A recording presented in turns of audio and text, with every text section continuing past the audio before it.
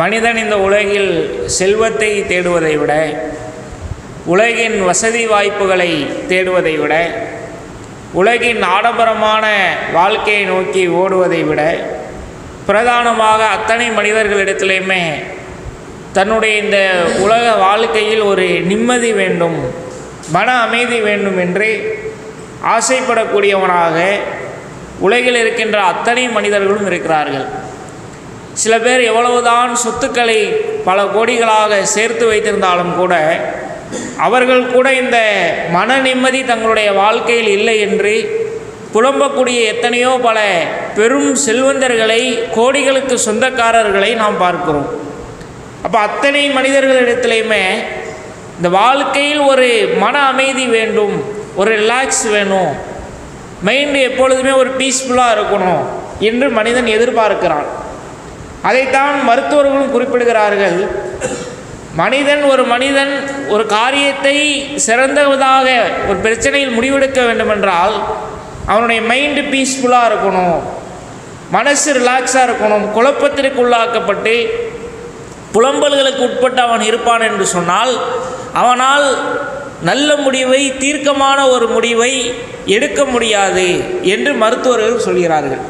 இப்படி மன அமைதி என்பது ஒரு மனிதனுடைய வாழ்க்கையை செம்மையாக்க, சீராக்க, அவருடைய அறிவை, சிந்தனையை தூண்ட மிக மிக முக்கியமான ஒன்று. அதனால தான் இதை நோக்கி மனிதன் ஓடுகிறான்.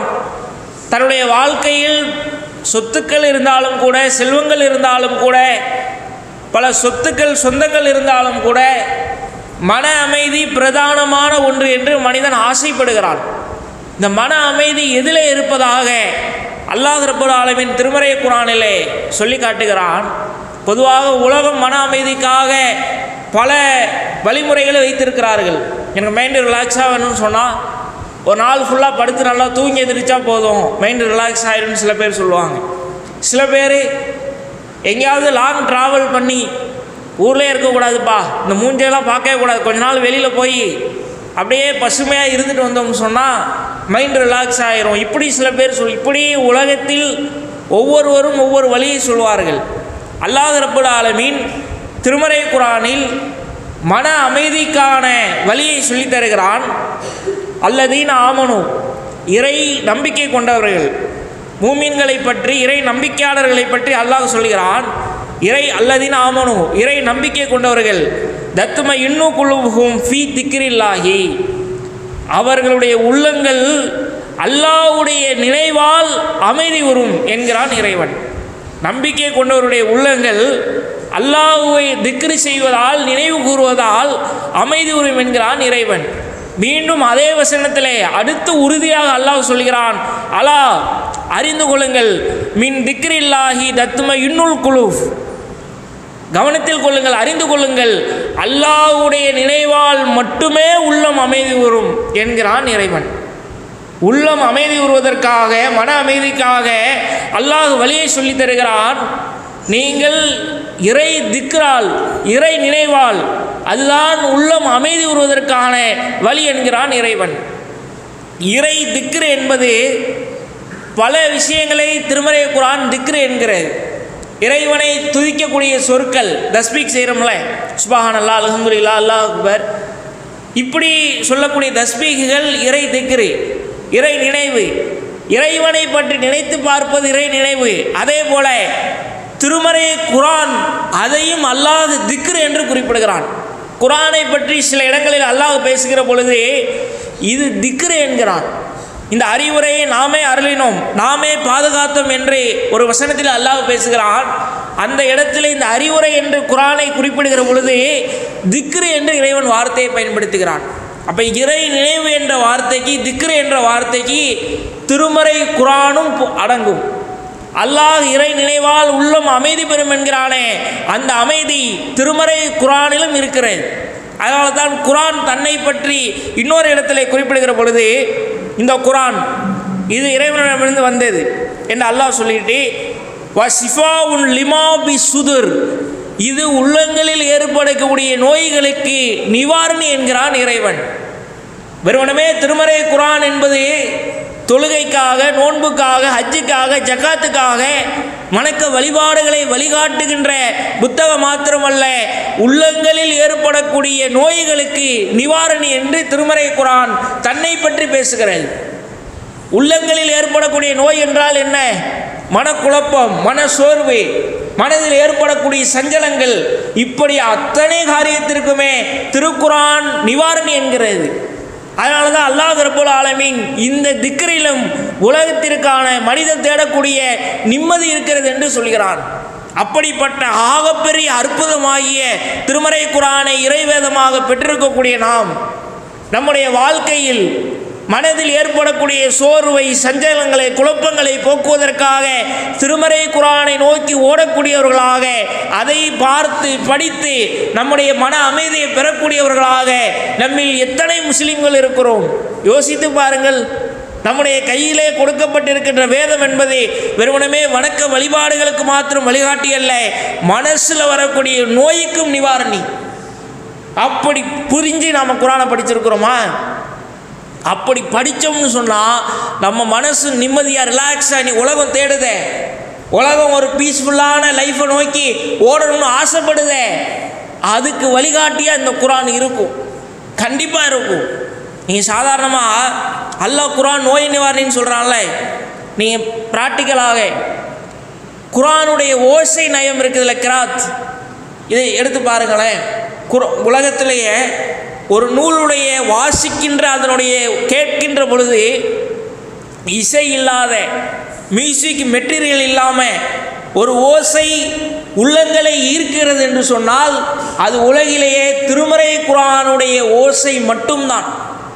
எந்த ஓசை எடுத்துங்க, நீங்கள் மனுஷன் இசையின் ஒரு பிரியத்தோடு அந்யோன்யமாக இருக்கிறான். இசை எல்லா இடத்துலையும் இசையை விரும்புகிறான். ஒரு மனுஷன் சோகமாக இருக்கும் பொழுது சில பேர் நான் இந்த பாட்டெல்லாம் கேட்டால் மைண்டு ரிலாக்ஸ் ஆகுதுன்னு சொல்லுவாங்க. சந்தோஷமாக இருக்கும் பொழுது அப்போ இந்த மாதிரி பாட்டை கேட்டால் மைண்டு ரிலாக்ஸ் ஆகும்னு சில பேர் சொல்லுவாங்க. சில பேர் நான் ஒரு காரியத்தை செஞ்சு முடிக்கணுன்னே பாட்டை போட்டுட்டு நான் பாட்டுக்கு என் வேலையை பார்த்துக்கிட்டே இருப்பேன், நேரம் போகிறதே தெரியாதுன்னு சொல்லுவாங்க.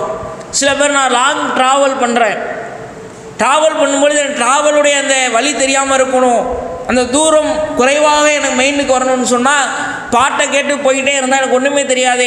காரில் ஏறி உட்காந்து மியூசிக் செட் ஆன் பண்ணி பாட்டை கேட்டு போய்கிட்டே இருப்பாங்க. இப்படி ஒவ்வொருத்தரும் இந்த இசையின் ஒரு அலாதிய பிரியம் கொண்டிருக்கிறார்கள். அந்த ஓசை செவிகளிலே அடைகிற பொழுது அதனால் அதில் இருக்கக்கூடிய அர்த்தம் என்ன, கருத்து என்ன, அது சொல்லக்கூடிய செய்தி என்ன, அதெல்லாம் பார்க்க மாட்டாங்க. இரட்டை அர்த்தம் தரக்கூடிய பாடல்கள், வன்மத்தை போதிக்கக்கூடிய பாடல்கள் கூட மனிதனுடைய காதுகளுக்கு இனிமையை தரும். ஏன்னு கேட்டால் அதனுடைய பொருள் முக்கியமல்ல, அது சொல்லப்படுகின்ற அந்த ஓசை நயம் உள்ளத்தை லயிக்கிறது. ஆனால் அறிவியல் ரீதியாக இந்த இசை கேட்பது, பாட்டு கேட்பது மனிதனுடைய மூளையை மழுங்கடிக்கக்கூடிய செயல் என்று மருத்துவர்கள் சொல்கிறார்கள். அது வேறு விஷயம். ஆனால் மனுஷன் உள்ள அதை விரும்புதலை, அந்த ஓசைக்கு மனுஷன் அடிக்ட் ஆகிறான்ல. ஆனால் உண்மையாகவே நம்ம வாழ்க்கையில் நீங்கள் ப்ராக்டிக்கலாக நடைமுறைப்படுத்தி பாருங்கள். உங்களுக்கு ஒரு மன கஷ்டம் இருக்கும் பொழுது, மன சோகம் இருக்கும் பொழுது, மன சோர்வு இருக்கின்ற பொழுது திருமறை குர்ஆனுடைய கிராத்துகளை ஓதவிட்டு சிறிது நேரம் அமைதியாக கேட்டு பாருங்கள். அது நம்முடைய உள்ளத்தை அப்படியே சாந்தப்படுத்தும். இது ப்ராக்டிக்கலாக கடைபிடிச்சா தெரியும். அல்லாஹ்வுடைய வார்த்தை, திருமறை குர்ஆனுடைய ஒவ்வொரு வாக்கியமும் வரிகளும் இறைவனால் சொல்லப்பட்டது. அந்த வார்த்தையை நாம் கிராத்துக்களாக அதனுடைய மூல மொழியிலே கேட்கிற பொழுது அது உள்ளத்தை ரிலாக்ஸ் பண்ணும், கண்டிப்பாக பண்ணும். பெரிய கஷ்டம், பெரிய சோகம், கண்ணீர் விட்டு அழுகலாம் என்று தோணுகிற அப்படிப்பட்ட கட்டத்தில் உலகத்து தொடர்புகளை எல்லாம் துண்டித்து விட்டு தனியாக அமர்ந்து குர்ஆனுடைய அந்த கிராத்துகளை சிறிது நேரம் கேட்டு பாருங்கள். அது நம்முடைய உள்ளத்திற்கு மன அமைதியை, மன திருப்தியை, நாம் பட்ட கஷ்டத்திலிருந்து மீண்டு வருவதற்கான வழியை நமக்கு அது காட்டும்.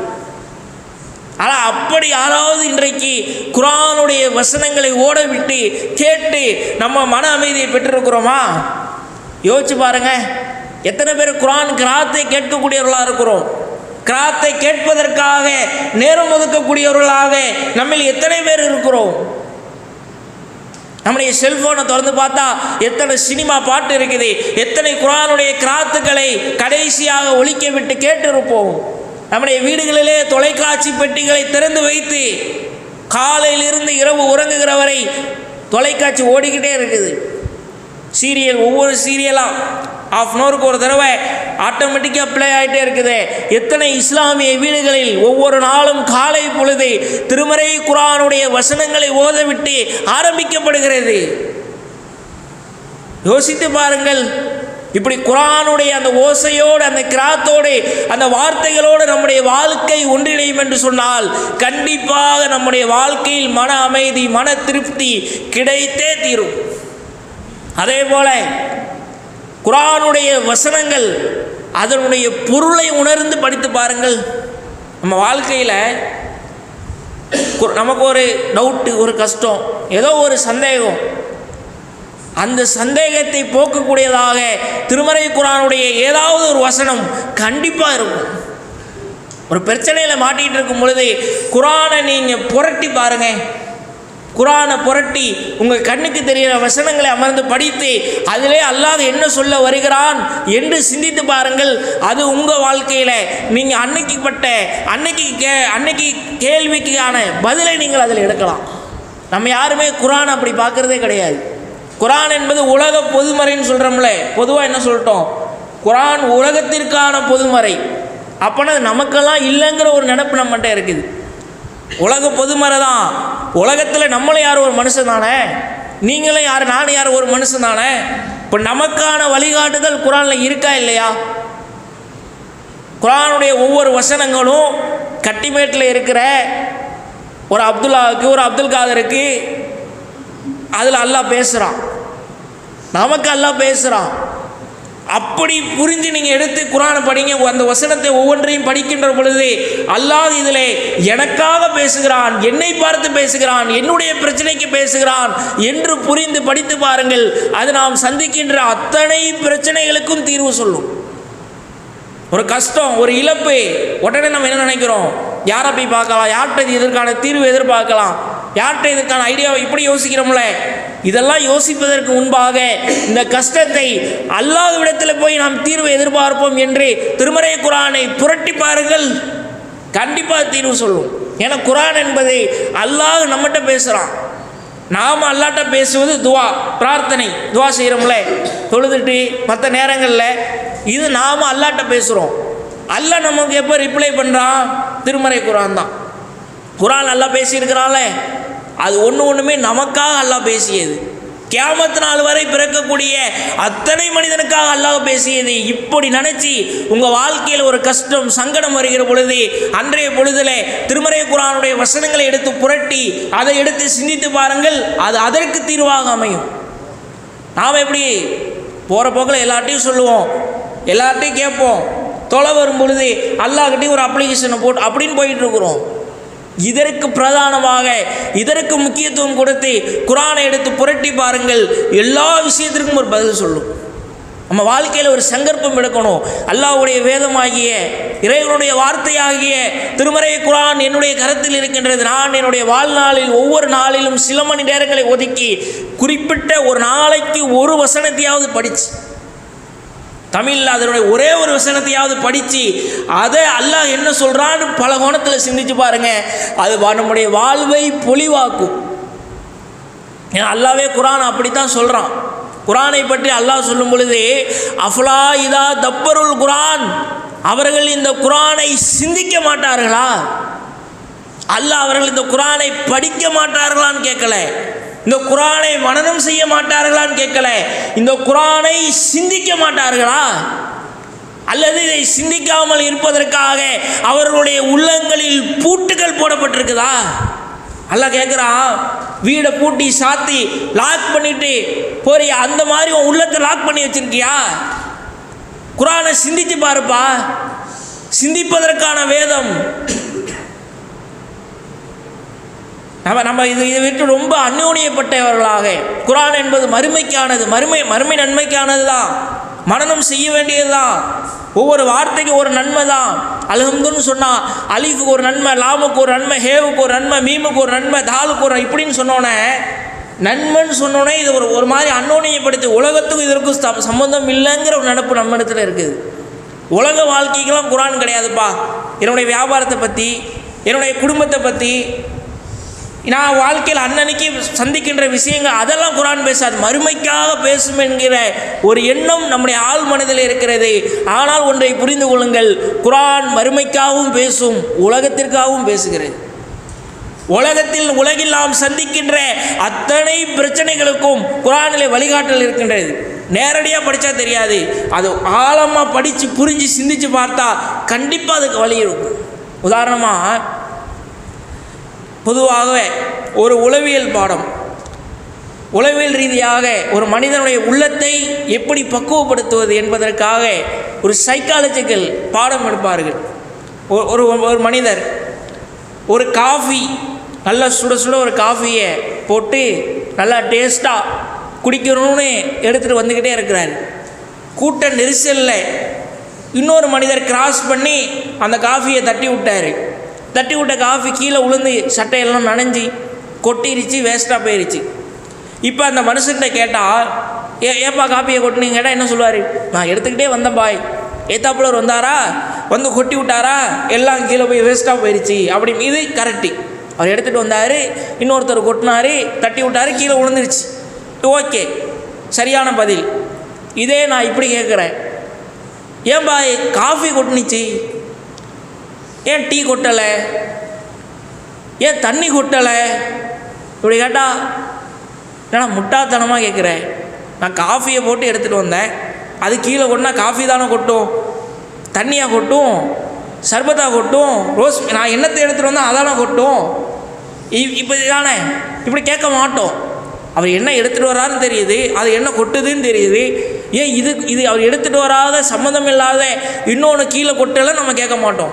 கப்பில் என்ன இருக்குதோ, கோப்பையில் என்ன இருக்குதோ அதுதான் கொட்டும். காஃபி எடுத்துகிட்டு வந்தால் கீழே விழுந்தால் காஃபி தான் கீழே கொட்டும். ரோஸ் மில்க் எடுத்துகிட்டு வந்து கீழே விழுந்தால் ரோஸ் மில்க்கு தான் கொட்டும். தண்ணி எடுத்துகிட்டு வந்து கீழே விழுந்தால் தண்ணி தான் கொட்டும். இது அனைவருக்கும் தெரிந்த பாலர் பாடம். சின்ன பிள்ளைய கேட்டால் கூட இது சொல்லிடும். என்னங்க முட்டாதனமா, அவர் காஃபி எடுத்துகிட்டு வந்தார், காஃபி கொட்டுனுச்சு, சர்பத்தி என் கொட்டலாம் கேட்குறீங்க, அறிவிருக்கா பாய் அப்படின்னு நம்ம கேட்போம். இதை உளவியல் ரீதியாக பாடம் நடத்துகிறார்கள். அவர் காஃபி எடுத்துகிட்டு வந்தார், இன்னொருத்தர் மோதினார், ஆனால் கொட்டினது அவர் கையில் வச்சுருந்த காஃபி. அந்த மாதிரி தான் ஒரு மனிதன் கோபம் அடைகிற பொழுது, டென்ஷன் ஆகும் பொழுது, கோபத்தில் தன்னுடைய வார்த்தைகளை எல்லாம் கொட்டி விடுகிறான். கொட்டி விட்டு அவன் சொல்கிற காரணம் என்ன? அவன் தான் அதுக்கு காரணம்.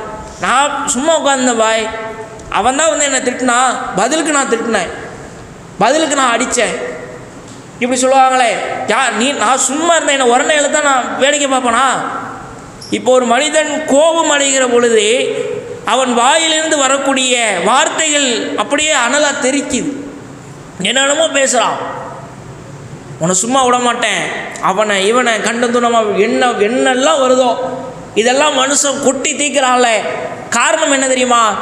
பாதிப்பை ஏற்படுத்தியவன் எதிராளியாக இருக்கலாம்.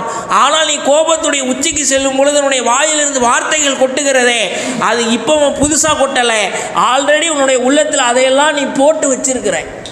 உள்ளத்தில் அதெல்லாம் அந்த வார்த்தையெல்லாம் ஃபுல் பண்ணி வச்சுக்கிட்டேன். ஃபுல் பண்ணி வைக்கும் பொழுது அந்த சுச்சுவேஷன் வரும் பொழுது அந்த வார்த்தைகள் நம்ம வாயிலிருந்து வெளியே வந்து கொட்டுது. எப்படி காஃபி கப்பில் காஃபி இருந்தால் காஃபி கொட்டுமோ, அந்த மாதிரி உள்ளத்தில் என்ன இருக்குதோ அதுதான் கொட்டும். அதனால் உள்ளத்தில் எப்பொழுதுமே நல்ல சிந்தனைகளை விதைங்க, நல்லதாகவே நினைங்க, மற்றவர்களை பற்றி நல்லவர்களாகவே நினைங்க. இப்படி நினைக்கும் பொழுது ஒரு மனிதனால் உங்களுக்கு பாதிப்பு ஏற்படுகிற பொழுது அது உங்கள் இந்த கோபத்திலான வார்த்தைகளை கொட்ட வைக்காது, ரொம்ப அநாகரிகமாக பேச வைக்காது. ஏன்னா நம்ம இன்றைக்கி ஃபார்மட்டே எப்படி இருக்கிறோம், உலகத்திலேயே நம்ம மட்டும்தான் நல்லவன், உலகத்தில் இருக்கிற அத்தனை பேரும் அயோக்கிய பையன், நான் மட்டும்தான் பெர்ஃபெக்ட். இப்படி நினைக்கும் பொழுது மற்றவர்களால் ஏற்படக்கூடிய சின்ன இழப்புகளை கூட, எதிர்ப்புகளை கூட நம்மால் சந்திக்க முடியலை, மனது பொறுத்து கொள்ள முடியல, கொட்டி தீர்த்துடுறோம். அதனால தான் என் குடும்பத்தில் பல பிரச்சனை. அண்ணன் தம்பிகளாக, சகோதரர்களாக, பெற்றோர் பிள்ளைகளாக, கணவன் மனைவிகளாக அத்தனை பேரும் பல ஆண்டுகள் பிரிந்து கிடக்கிறார்கள். என்ன காரணம் தெரியுமா?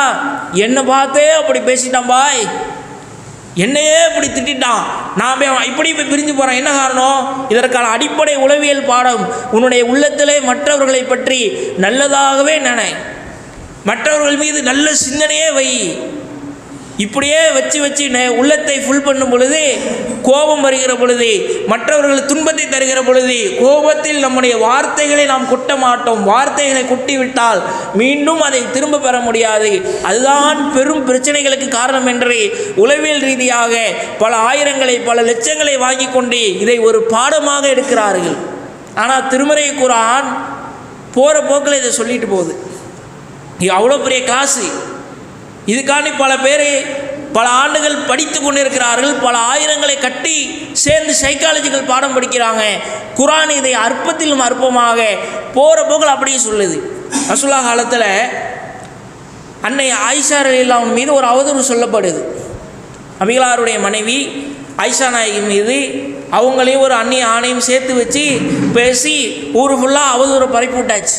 அதுக்கு கண்ணு காது மூக்கு வச்சு அது பெரிய மக்கா மதீனா ஃபுல்லாக பரவி அப்படியே ஓடிக்கிட்டு இருக்குது. கொஞ்ச நாள் போகுது. ரசூலாவே குழப்பத்துக்கு உள்ளாகி எந்த முடிவு சொல்கிறதுன்னு தெரியாமல் அல்லாஹ்விடத்திலேருந்து பதில் வரட்டும்னு சொல்லி அமைதியாக போயிடுறாங்க.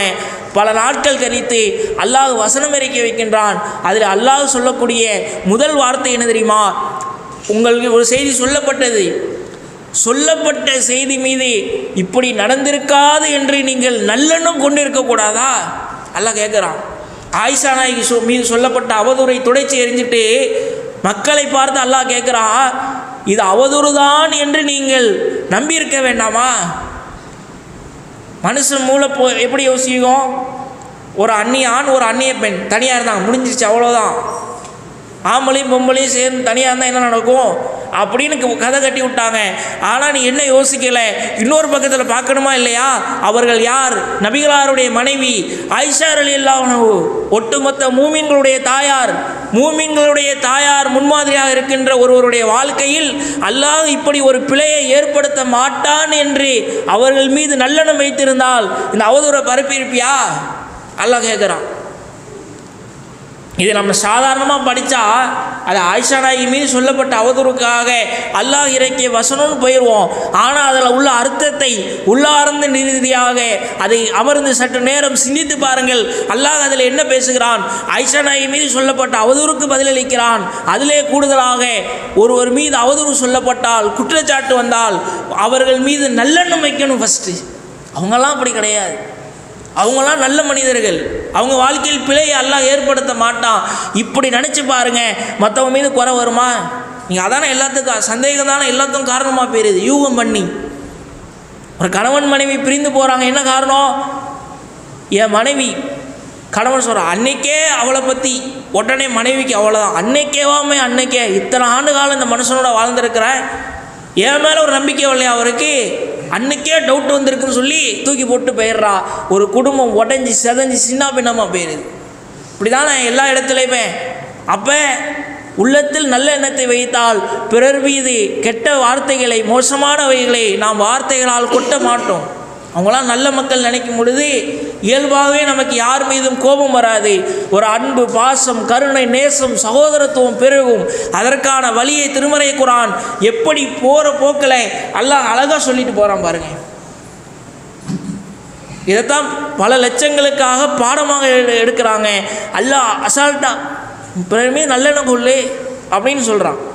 அப்போ அப்படிப்பட்ட ஒரு குணம், இப்படி நம்முடைய வாழ்க்கையை பக்குவப்படுத்துகின்ற, வாழ்க்கையை செம்மைப்படுத்துகின்ற, நம்முடைய இந்த உலக வாழ்க்கையில் ஒரு சீரான வாழ்வு வாழ்வதற்கான அத்தனை வழிகாட்டுதலும் திருமறை குர்ஆனில் இருக்கிறது. எந்த பிரச்சனை எடுத்துங்க, இன்றைக்கி காலையிலிருந்து இரவு வரை சந்தித்த அத்தனை துன்பங்களுக்கும் மருந்து வேணும்னு நினச்சா குர்ஆனை எடுத்து ஒரு நாளைக்கு சில பக்கங்களை புரட்டி படித்து பாருங்கள். அதில் அல்லாஹ் என்ன சொல்கிறான் என்று சில மணி நேரங்களை தனிமையில் அமர்ந்து அந்த வசனங்களை பல கோணங்களில் சிந்தித்து பாருங்கள். நமக்குள்ளேயே ஒரு கேள்விகளை எழுப்பி, இது அல்லாஹ் ஏன் பேசுகிறான்? இதிலிருந்து அல்லாஹ் சொல்லக்கூடிய கருத்து என்ன? இதிலிருந்து அல்லாஹ் சொல்லக்கூடிய விடை பதில் என்ன? இதிலிருந்து அல்லாஹ் இந்த கோணத்தை ஏன் பார்க்கிறான் என்று ஒவ்வொன்றையும் பல கோணங்களிலே நமக்குள்ளேயே ஒரு 10-15 கேள்வி எழுப்பி அந்த வசனத்திலேயே பதிலை தேடி பாருங்கள். கண்டிப்பாக அது நம்ம வாழ்க்கைக்கு பதில் சொல்லும். நம்முடைய வியாபாரத்துக்கு, நம்முடைய பொருளாதாரத்துக்கு, நம்முடைய குடும்பத்துக்கு நாம் சந்திக்கின்ற அத்தனைக்கும் அது நமக்கான வழிகாட்டுதலை தரும். ஆனால் எப்போ தரும்? போகிற போக்கில் படிச்சுட்டு போனால் தராது. ஒரு நாளைக்கு 10 வசனம் 20 வசனம் ஒரு ஜூஸு அப்படி படிச்சுட்டு போனால் கிடைக்காது. ஒரு வசனத்தை படித்தாலும் அந்த ஒரு வசனத்தில் அல்லாஹ் சொல்லக்கூடிய கருத்து என்ன, அல்லாஹ் சொல்லக்கூடிய போதனை என்ன, அல்லாஹ் சொல்லக்கூடிய வழிகாட்டல் என்ன என்று சிந்தித்தால் படிக்கின்ற நமக்கான தீர்வு அதில் இருக்கும். நமக்கு படிக்கின்ற எனக்கு அல்லாஹ் என்னை பார்த்து பேசுகிறான் என்ற ஒரு தீர்வாக அது அமையும். அதே போல் பெரிய கஷ்டத்தில் இருக்கிறோம், துன்பத்திலே மாட்டிக்கொண்டு இருக்கிறோம். அந்த நேரத்தில் அதிலிருந்து மீண்டு வரணும்னு ஆசைப்பட்டால் எதுவுமே பண்ணாதீங்க. கொஞ்ச நேரம் குர்ஆனுடைய வசனங்களை எடுத்து புரட்டி நம்ம கண்ணுக்கு என்ன பக்கத்தை தெரியுதோ அதை எடுத்து படித்து பாருங்கள். அது அல்லாஹ் சொல்லக்கூடிய கருத்தை சிந்தித்து பாருங்கள். அது நம்முடைய பிரச்சனைக்கு கண்டிப்பாக அதில் ஒரு தீர்வு இருக்கும், இல்லாமல் இருக்கவே இருக்காது. இப்போ அப்படிப்பட்ட ஒரு ஆகப்பெரிய அற்புதமான வேதத்தை அல்லாஹ் ரப்புல் ஆலமீன் நம்முடைய கரத்தில் தந்திருக்கிறான். அதை நாம் நம்முடைய மரணம் வரைக்கும், இதுவரைக்கும் நாம் குர்ஆனை விட்டு தொலைவில் இருந்தாலும் கூட இந்த குர்ஆன் என்பது இந்த உலக என்னுடைய வாழ்க்கையை செம்மைப்படுத்துவதற்காகவும் ஒரு வேதம் என்பதை உணர்ந்து கொண்டே நாம் வர்ணிக்கின்ற கடைசி தருவாய் வரைக்கும் நம்முடைய ஒவ்வொரு நாளிலும் ஒரு நாளைக்கு ஒரு வசனத்தையாவது 2 வசனத்தையாவது நேரம் கிடைக்கின்ற பொழுது படித்து அதை சிந்தித்து அதை நம்முடைய வாழ்க்கையில் அப்ளை பண்ணோம் என்று சொன்னால் உலகிலே தலை சிறந்த மனிதர்களாக ஒவ்வொரு குர்ஆனோடு தொடர்புள்ள இருக்கக்கூடிய ஒவ்வொரு முஸ்லீமும் மாறலாம். அது நம்முடைய மறுமை வெற்றிக்கும் கொண்டு சேர்க்கும். அப்படிப்பட்ட நல்லதொரு வாய்ப்பினை எல்லாம் வல்ல இறைவன் நம் அனைவருக்கும் தந்தருள் புரிவானாக.